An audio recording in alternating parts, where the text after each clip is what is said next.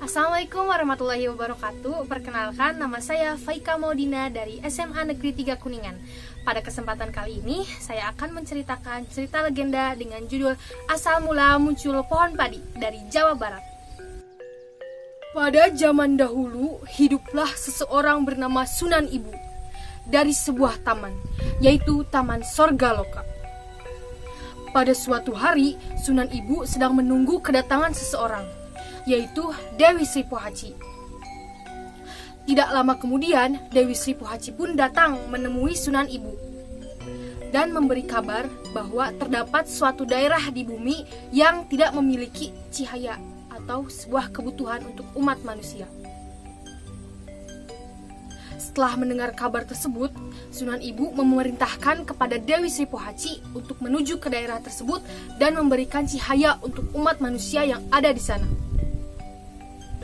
Dewi Sri Pohaci pun menyetujui perintah tersebut, namun dengan satu syarat, ia ingin ditemani oleh Eyang Prabu Guruminda.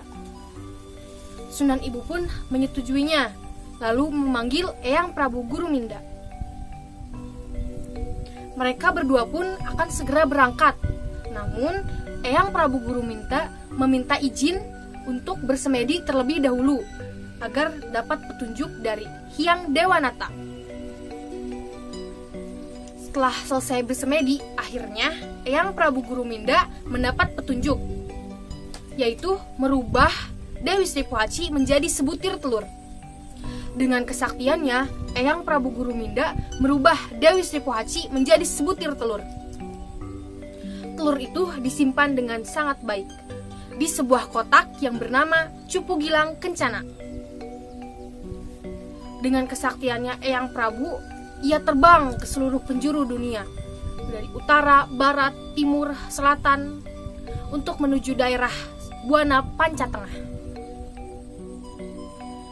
Dalam perjalanannya, tak sengaja Cupu Gilang Kencana tersebut terjatuh ke bumi. Telur itu jatuh di daerah tempat tinggalnya Dewa Anta. Dewa Anta mengambil sebutir telur tersebut dan dijaganya dengan baik. Tidak lama kemudian, telur tersebut menetas dan lahirlah seorang perempuan yang cantik. Tidak lain dan tidak bukan adalah Dewi Sri Pohaci. Dewa Anta merasa senang karena ia kelahiran sebuah putri yang cantik. Kecantikan Dewi Sri Pohaci pun meluas sampai ke seluruh penjuru dunia. Raja-raja yang ada di sana ingin meminang Dewi Sri Pohaci. Tapi Dewi Sri Pohaci selalu menolak pinangan tersebut. Ia memberitahu bahwa lahirnya Dewi Sri Pohaci ke dunia ini untuk melaksanakan tugas dari Sunan Ibu yang ada di Taman Sorgaloka. Tetapi raja-raja yang di sana mengabaikan pengumuman Dewi Sri Pohaci itu. Akhirnya Dewi Sri Pohaci pun memberi pengumuman terakhirnya. Jika waktunya sudah tiba dan aku meninggal dunia, maka jangan heran jika ada yang hal aneh pada pusaraku, kata Dewi Sri Pohaci. Tidak lama kemudian, atas kehendak Tuhan Yang Maha Kuasa, akhirnya Dewi Sri Pohaci pun meninggal dunia. Ternyata pengumuman tersebut jadi kenyataan, terbukti. Suatu hari ada seorang kakek dan nenek sedang berjalan di hutan mencari kayu bakar. Mereka tidak sengaja melewati daerah pusaranya Dewi Sri Pohaci.